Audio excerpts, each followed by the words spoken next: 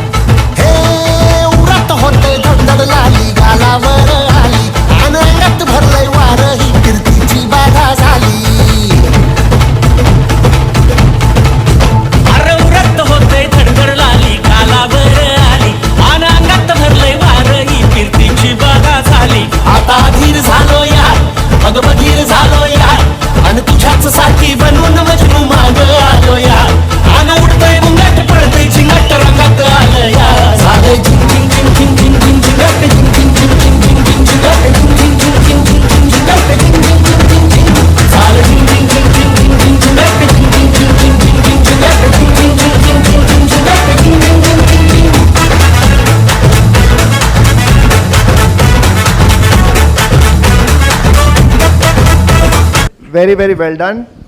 As Dr. Shashank had said, that inactivity predisposes to diabetes. I'm sure we've cut our diabetes risk. So now we hand over the mic to Gagan and Nitin. Thank you. And may I also request Dr. Shashank Joshi sir to please join on stage for the panel discussion.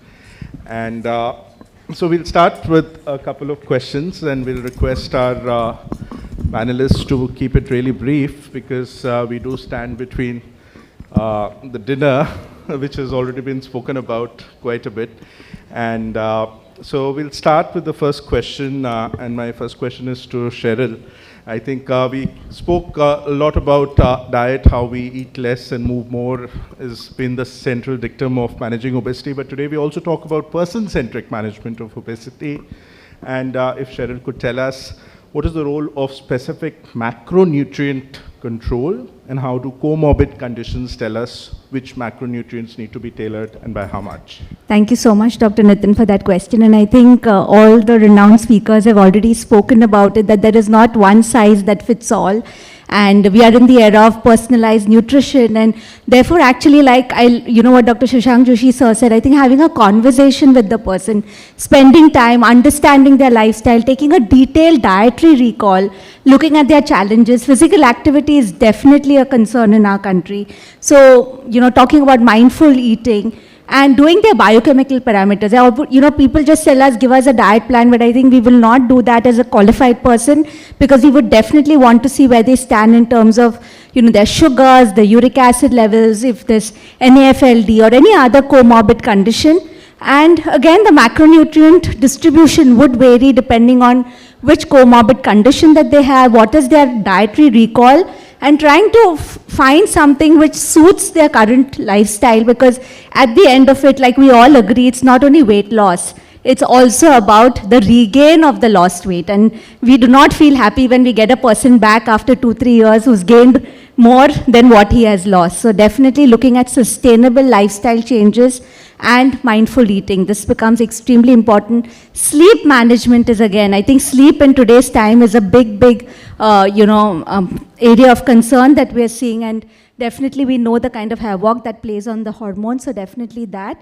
And then we would decide as to what, but if you look at India, yes, we are a carb-loving country, so definitely moderating the carbs, increasing the protein at least to 1 gram per kg body weight, and looking at the fat, trying to give good quality fats, definitely keeping the saturated fats down is something that we would do.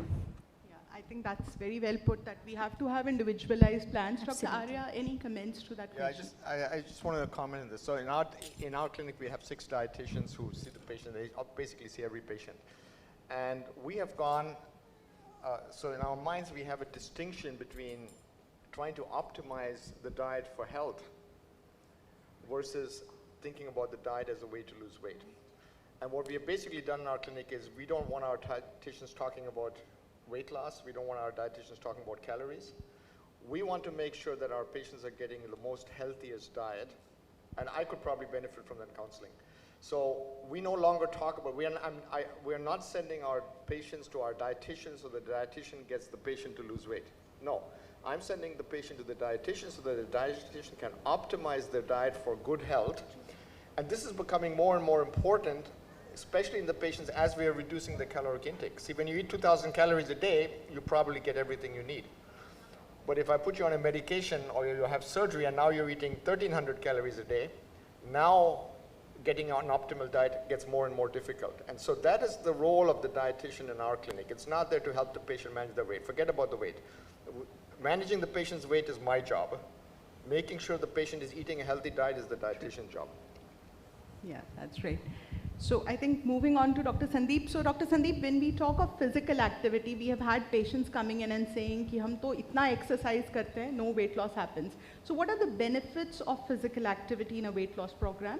And does it only include exercise or other parts of the activity as well? So thank you so much. So prior to Dr. Sharma's lecture, I was quite upbeat about diet and exercise. It's a wonderful lecture, but then got a little disappointed with hedonic eating and everything, being a Punjabi. So, and then I would have spoken about low carbs and then low diet and all that. No, I don't think I need to speak about that. But then, so to come for this talk, I reviewed the WHO goals for exercise, various age groups. Then there was a article about meta-analysis of 81 studies published in American Heart Association journals. So what comes out, can I have that picture of mine with exercising? So what ultimately boils down is that you have to do a multi-component training, which includes aerobic. You have to get your heart rate up. Your target heart rate is 220 minus h into 0.85, get it around that place. That is your aerobic and cardio. And then you need to do resistance training as well. You can use your body weight, you can use your weights.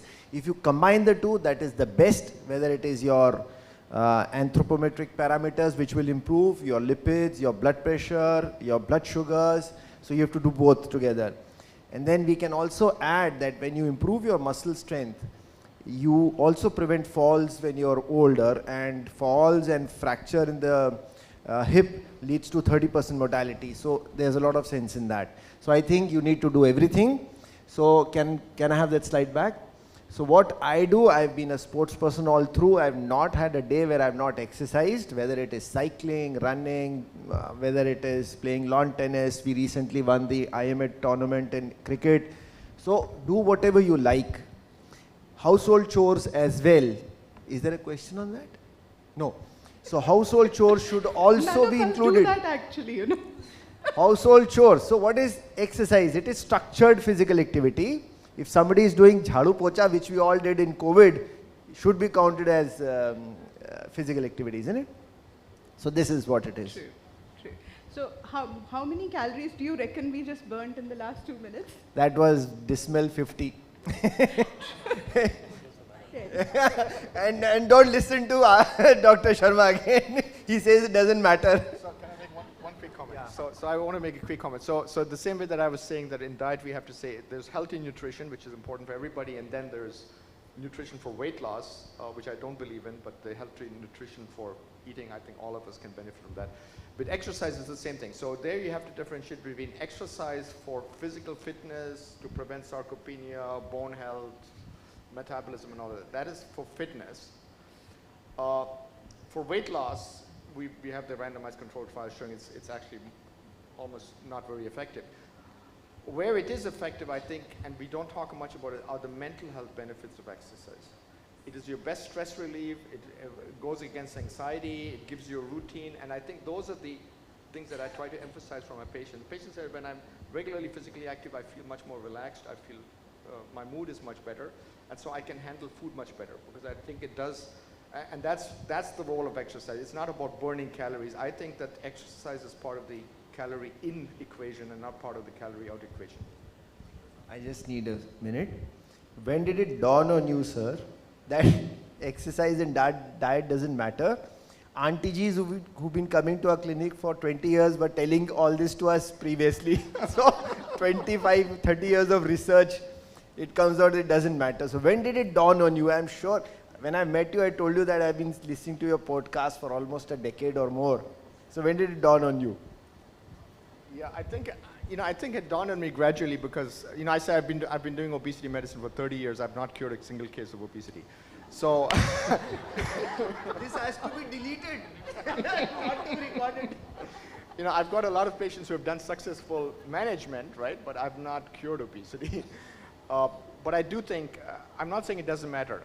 I just think that if your target for a patient, let's take a patient with BMI 35, and if my target is I need to get this guy to BMI 30 in a sustainable way, if diet and exercise is the only thing I can rely on, then I don't have much, right? I need additional treatments for this patient. And I think now till recently we didn't have anything else, that was all we had. Now I think we are reaching the point where we can actually have effective treatments that we must combine with diet and exercise, because the benefits of healthy eating and exercise, they're there, no question at all. But they are not the cure for obesity. I had just two quick comments. So one is that don't forget NEAT, non-exercise activity thermogenesis. We need to be fidgety. You need to get your muscles like Sandeep. We recognize you very well. Okay? And we need to do our aerobics and our bhangdas and everything what you do. But we still need to be very fidgety. Okay, so NEAT is very important, non-exercise activity thermogenesis. Actually, it's actually 1/3 of the component of the effect of your recommendation. And the second point is a little digressor, but in your lifestyle guidance, 1 hour of digital detox and being clear, one simple digital hygiene habit I just want to emphasize. When you get up in the morning, do not see your mobile for 1 hour. Okay? Do not see any screen for 1 hour. Listen to some music, do something else, but don't do that. You will have a happier day. So a digital detox for an hour and some amount of NEAT and fidgetiness. I'll just continue with that and address my question as well. Till the time we have available medications for weight loss, because as of now we are waiting, and till the time it becomes accessible to everyone, the conversation about weight loss is still the same. So we are still not in the era of semaglutide induced weight loss in India. And therefore, while counseling our patients, it is very important that weight doesn't become the focus. So for me, it's relevant, especially in young girls. So for that, I have just put an example, and then I'll make that point again. This is 2 days back, this lady had come. She is a gynecologist, now 38 years old, planning her second pregnancy. In class 10th, she was 65 kg, lost 10 kgs in class 11th. Now, why did she try to lose weight at that age? There is a lot of messaging, not just on media, but in the family. And it's been shown that more the parents use the word weight, more difficult it becomes for the child to maintain weight loss. It's a paradoxical thing. So the weight talk doesn't help. Similarly, when they come to a clinician, if you tell them to lose weight, it may lead to a lot of psychological ambivalence. I'll come to that. And therefore, the kind of counseling we do now is that eat healthy, exercise, it still matters, even if it doesn't show in your weight, it is still going to make you healthier. And there is evidence for that, that even if your BMI remains same, the person becomes healthier. The risk of heart disease is going to go lower even with 10 minutes. There is a recent study, even with 10 minutes of daily walk. Definitely with 30 minutes. 30 minutes of daily walk is not going to help you lose weight, but it makes you healthier. The risk of diabetes goes down in long term. So we are talking about prevention of weight gain in future. And also not taking away the pleasure of walking, not doing it as a job. So for a young girl, it's important that the family talks about how important it is to enjoy food. It comes more through simulation. I'll just quickly go through that. Can you see the yo-yoing which happens? And what happens is that with time, she loses a good relationship with food. Every time she looks at the plate, that lady has gone through all kinds of diet over the years, and she is more expert in diet. I could have not advised her anything because she knows about intermittent fasting. She's a gynecologist, and she's a very intelligent person trying to lose weight, and each time she has managed to lose 20 kgs also, which is showing what kind of willpower and determination it has. So coming to the next slide, it is difficult, almost impossible, because only 1 in 100 patients will lose and maintain weight over a life course trajectory. And we have to look at it from that point, especially in women, because we go through lots of cycles of delivery, pregnancy, gaining weight. Plus, now she has a child, she manages her home. She says, there's no time for me to now focus on my eating and my exercise. Therefore, when we say it's just common sense that you eat less, exercise more, and you're going to lose weight, that doesn't work. It's no more common sense. And we have more and more data from behavioral sciences, and it's important that we look at it scientifically and not go by just our own biases. In clinic, we sit and advise as if we know everything and forget to go and read whether this evidence works. If you're going and telling, so the second thing, we assume that when we get across the message across social media, does that work? If I tell the patient that it is important to lose weight, does that work? If we give them knowledge and information, does that work? Does that really convert into behavioral change? All evidence till now shows that it doesn't. There have been a lot of campaigns, Change for Life, lots of different campaigns, but the weight has the obesity rates are increasing over a period of time. We assume that people act rationally. If they know that they need to lose weight, if they know that they have to eat healthier, they're going to do that. The major problem with this, we understand now, is that 90% of the time we are in an autopilot mode. Not all actions are volitional. We don't think every time. It is an automatic behavior. So eating as a behavior we need to think of. We are almost like guinea pigs going towards the cheese. Even if we are like, the experiments with guinea pigs are, even if they are receiving electric current going through the same path, they'll still do that. So so habits are as strongly held as that. However, it is also not true that people act irrationally. So when the person sitting in front of you says that I can't help it, by evening I'm so tired and so stressed out that I have to eat a packet of chips, there are reasons for that person to do that. So don't think that there is no reason and that person is plain and simple stupid. That kind of attitude doesn't work. So it's important to listen to the person's story and try to understand where that comes from, and then only we can address that issue. And every person responds differently, so it's impossible to predict accurately. Yeah. So these are some of my barriers and psychological aspects. I completely agree, Beena, because the public narrative at least, and the media narrative is lose weight to look better, or you want that cosmetic benefit from weight loss. And when the goal is to lose something, you end up being a loser rather than a winner. So the whole obesity management should change towards gaining health rather than losing weight. And plus in putting everything on that individual, the narrative around, True. it is your job to lose weight, forgetting that it's so much is happening around you. True. Who are the real stakeholders? Where is the responsibility? Is it with the person or is it with whatever is happening around us? There is availability of lot of. So I think with that we'll move on Yeah. to the next question for Dr. Maitli. So we've talked about pharmacotherapy, lifestyle. Where do you place bariatric surgery, and what kind of benefits can we expect? As already we've heard from two excellent talks, so severe obesity is a chronic disease, and by itself, irrespective of comorbidities, is an indication for bariatric surgery. And in the presence of comorbidities, definitely the threshold is lowered. Though, this particular BMI cutoffs of 40 and 35, they were given a couple of decades back. And then now I think the thresholds are much lower for bariatric surgery, taking into consideration the safety, efficacy, and the cost effectiveness of bariatric surgery. So, that maybe 35 and then 30 to 34 with comorbidities are some areas where there is consideration for bariatric surgery. And then, of course, we also have the recommendations for bariatric surgery from the Endocrine Society of India. That is, we know that the Asians have a lower cutoffs. So BMI of greater than 37.5 and 32.5 in combination with comorbidities. But then finally, what is important is, number one, we need to select the patient who would benefit best from bariatric surgery, number one.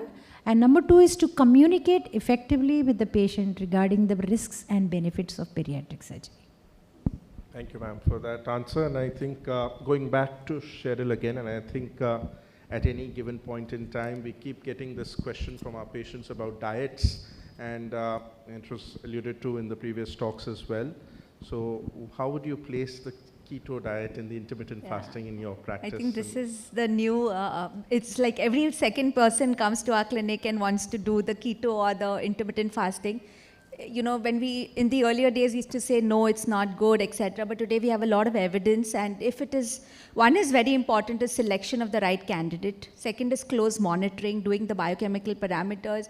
IF, I would say, is a way of life. And it's something that has been there, from whether you look at Jainism, you look at so many different religious cultures, we've always had fasting as a part of our culture. So if done right, the most important thing is how you do it, because a lot of people who do IF, we've seen that they collect all the food through the day and they would eat that at one point of time, and then we have people who even don't get up till 12 o'clock because, they start eating at 12, and that's not the way, IF, should be done. So definitely very important is having that discussion with them, and looking at calorie restriction again, looking at quality of nutrients. I think the most important thing, like Dr. Arya has also said, is about bringing the whole thing about healthy eating. So when it comes to keto, again, you can't have butter on butter and ghee on ghee, because that is what they think is very easy to do. But if you look at a ketogenic diet, it has to be planned by a qualified dietitian who knows how to do it.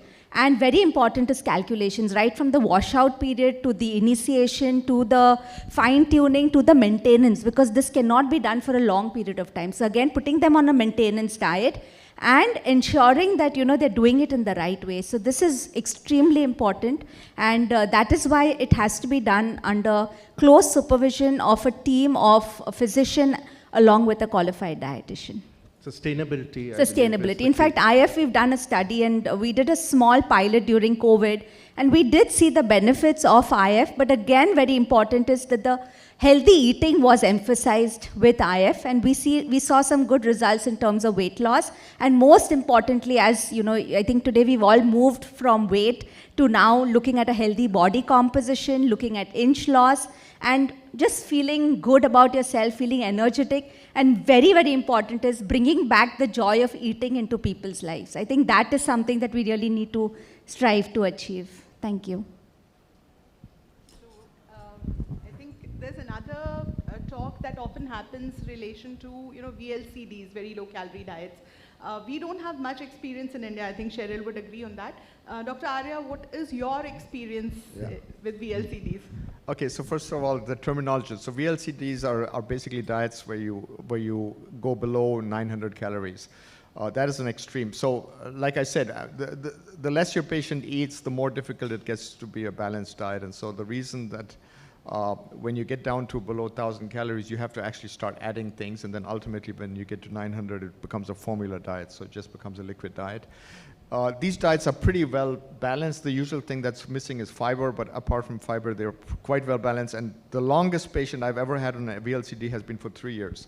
This patient did not eat anything, lost 92 kilos, kept the weight off, and then something happened, and they came off the diet, put the weight back on. Like I said, I've never cured anybody. So, so these diets, they do work, but I think the concept, it depends on how you use them. So there are a lot of commercial programs which are based on VLCDs. So the patient comes in, and then they say, we start the weight loss with VLCDs, and we do a lot of behavioral intervention, they do a lot of teaching, they do a lot of support, and then slowly they start weaning the patient off the VLCD and reintroducing real food. And that's usually when the patient finds, okay, as long as I was on VLCD, I was completely ketotic, I had no appetite, I was not hungry, that was easy to do. The minute you introduce food, it becomes difficult for the patient. And the long-term results are very disappointing. So I use VLCDs and as a way, if I need a lot of weight loss and I need it quickly, the healthiest way to do it is a VLCD. Now, this could be preparing someone for surgery. Our surgeons love it. You know, we do 2, 3, 4 weeks, sometimes a few months of VLCD just to prepare the patient for surgery. But it's not just surgery, so it's not only bariatric surgery. We now have a VLCD clinic where we do it for our gynecology patients, so patients with endometrial cancer, etc. In fact, you can use it for any diagnostic or investigative procedure where you require a patient to lose a lot of weight quickly. Then VLCD is the healthiest way to do it. I don't see it as part of long-term weight management, at least not VLCD. So now if you talk meal replacements, that's a different story. So using meal replacements to manage your diet, that's a whole different story. VLCD, the indication for me personally, and this is how we use them, is if you have a patient who needs to lose a lot of weight as quickly as possible, this is the safest and medically most sound way of doing it, but don't expect to get long-term weight loss. Thank you, sir. And in India, I think the cost still is a big problem with many of these formulas. Moving on to physical activity, we spoke about its benefits, the mental benefits. Maybe I'll ask a single comment from Dr. Sandeep about exercise in children. How is it different? And maybe request Dr. Shashank also to comment about, from your vast experience, as to how we should suggest that. So can I have the next slide, please? Yeah. So children below 5 are supposed to be active all through the day. Ones between 16 to 17 years of age, as you can see, I got this down from CDC. We don't have many Indian guidelines. So 60 minutes of more moderate to vigorous activity, intensive activity, including resistance training. So what I do is, for my kids, they'll be half push-ups or push-ups and sit-ups and planks. So that is good because it maintains the muscle strength. And right up till 65 and beyond, you need that exercise if you see that 150 minutes.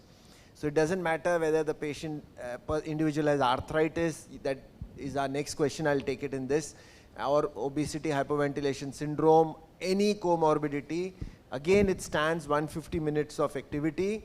You can modify the activity where the individual is comfortable. Otherwise, they all require almost similar. 2020, the WHO came out with guidelines, excellent guidelines for pregnancy and peripartum period also. So I think we can all go through those guidelines. So that is what it is. So 3 quick points. Pediatrics or children are a challenge in India. And I think this is the biggest disaster we are going to face. First thing is schools. First thing, the kid gets up late because the kid is digitally intoxicated, skips breakfast, rushes to school, is extremely hungry, does not do any physical activity, has a sumptuous high carb, high fat meal, and the physical activity time in schools need to change. So our school, really the school canteens and the physical activity time in the school needs to change. Parental behavioral and teachers' behavior need to change. We really need to counsel them. It has to be done on a war footing. It's happening in some urban metros, but it's not happening universally. And I think that's the biggest challenge. So don't skip breakfast. try to give a breakfast at home and encourage more physical activity or physical education and encourage sports. We are a sport loving country, but we have, our sports is restricted to television seeing and watching sports than actually playing sports. And I think we all come from sports schools. I was a hockey player, I was an athlete. I mean, Sandeep is an athlete, and we still have maintained our BMIs. I'm sure, he comes from CMC and we used to, battle them in field hockey. But that's gone. Our children, it should be a mandatory credit that if they have to pass any standard, they have to be physically fit. It should be a mandatory requirement, and we need to legislate it. Unless and until we don't do that, we are heading for disaster. And that's why I'm a little passionate about this point. It's very crucial that we encourage them, and they need to be happy. And I think children get happiness when they are physically active. So they need to play more and eat well, healthy foods. And I think we need to also ban some of the television advertorials. And they also need some digital detox. I think they are also intoxicated to some extent. I think I talk too much, but I think it's very compelling to do that. Adults are the new children, and senior citizens are probably also giving up their nana-nani parks and physical activity, again because of the Netflixes which are entering our households and the Geo fibers which have really penetrated our households. And I think our barriers are very different now, and we need to really gear our recommendations towards that. So I think, well put. I think what Dr. Shashank has said, it's more of a society's responsibility to tackle this epidemic. But till that time, it still remains an individual responsibility. We'll still, put the buck there. So Dr. Veena, what do you think are the behavioral strategies we can use in a lifestyle modification program? I'll quickly take this. So as I said, we behave automatically. If something is in front of us, even visual cues on television, smell of food, lot of things which can lead towards unhealthy eating. Therefore, there is a discussion on, rather than trying to control our willpower, how can we modify the microenvironment around us? How can we change the choice architecture? So there are certain nudges. For example, some policy making about making fresh fruits available on the counter rather than processed food in shops. Small changes at home, how you design your kitchen. If the fruit is on the table and the chips are actually packed, locked away at a higher point and difficult to take. So by default, so there are certain changes inside the house which you can make. There are lots of things, I'll not go into the detail, which can help in changing the environment around us, and that is the way forward probably. However, quickly taking one more point, so as already discussed, the homeostasis mechanism fails because it is asymmetric. We gain weight very easily, but we don't lose weight because the hedonic system takes over. But it's not just that, it's not just about pleasure from eating which needs to be addressed. In fact, when the first time when people with a long experience of having restrictive eating come to us, for 1 week we tell them to maintain a diet record without looking at calories and eating things which they actually enjoy and giving a score of their satiety factors. Because actually studies have shown that if you enjoy what you eat, you may tend to eat a little less. So there is a hidden pathway, an unconscious pathway which may lead to overeating. That's a new theory which probably needs more research. So beyond the nudge theory. Thank you, Dr. Veena.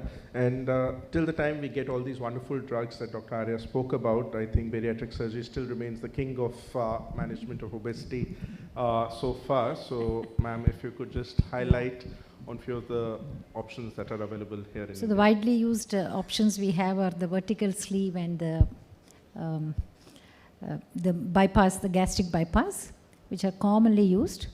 And of course, the efficacy of these procedures is well established. If you look at the weight loss comparative study from the article 2018, you can see that bypass has the maximum weight loss and which is sustained up to 5 years. And similarly, less than bypass comes the sleeve gastrectomy. Again, here also you can see that it is durable even up to 5 years. Now, regarding the efficacy in the management of diabetes, the STAMPEDE trial showed us that there was A good reduction in A1C, many did not need medications, a good number did not need insulin and so on. Now beyond diabetes management, we have already heard from the renowned speakers about the benefits of bariatric surgery as far as hypertension, lipids, and urinary incontinence, cancers. These are all the areas where there are benefits. So I think that's very well put, that there are established benefits of bariatric procedures and there are differences among each of them. So I think in the interest of time, we'll request all the panelists to give us one final comment from their side, starting with maybe Cheryl. I think whatever we do, it should be sustainable, affordable, easy to follow, practical. And I think we have to move towards culinary science today, you know, bringing back the joy of eating. And that's why I think today in our clinics, we also educate them about making healthy recipes, because people want variety.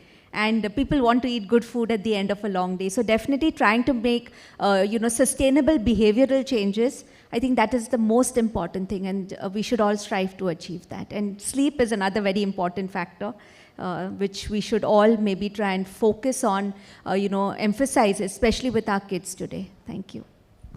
Dr. Maitri. We need to improve our efforts in the prevention and management of obesity in India. Dr. Arya. Yeah, I think we ultimately have to recognize that obesity is a chronic disease. We have to use the treatments that we have, but I think the main thing is that we should probably apply everything we know about chronic disease management, because we are all experts in chronic disease management. All of the principles that work for diabetes, that work for hypertension, that work for COPD, that work for every other chronic disease, those same principles should be applied to obesity management. So, educating the patient, monitoring the patient, having repeated visits, working with the patient, long-term follow-up. We have to take the same approach for obesity management in the long term, lifelong, as we do for other chronic diseases. And I think once we do that, we will start doing a much better job. Sandeep. Yeah, so we need to be active. It's a magic pill. You got so many benefits, as that meta-analysis showed. And as Dr. Shashank said, that non-exercise activity thermogenesis. So even we sitting here, maybe after each session, one can just go around the block and come back and sit. So that is good. Exercise is important. But I was just wondering, the world spent $2 trillion treating obesity and its complications. There are 2 billion obese. We can't give drugs to everybody. We'll have to be careful. No, you can't give drugs. I mean, the first one, I come back to the point. Prevention, of course, is the thing. And prevention starts by preventing even further weight gain. If I have a patient who has come who has already gained weight, then my first goal is not weight loss. My first goal is preventing further weight gain. And that is possible without drugs, right? Because I'm not activating the homeostatic system when I do that. So I actually supporting the homeostatic system. So that's very much possible. The drugs are going to become cheaper. The drugs are going to become more available. I mean, if you look at how many people take metformin, how many people take statins, how many people take antihypertensives, what does it cost to treat, a couple of rupees a day?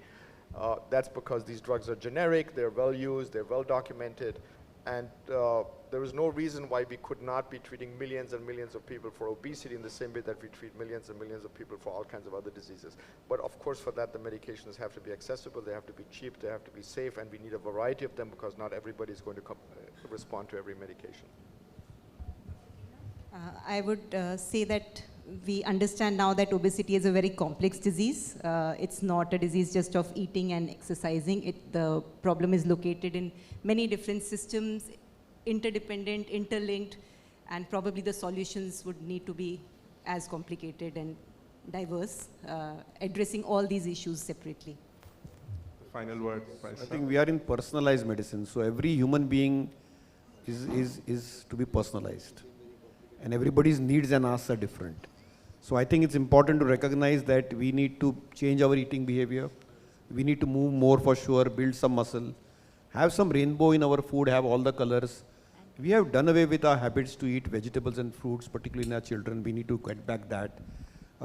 Clearly we have drugs and options available. We need to destigmatize people living with obesity. And I think we need to be healthy and happy. And we need some digital detox. And we need to do a lot of fun and happiness as we lose weight. Thank you. Can we have a big round of applause for all our panelists? Thank you so much.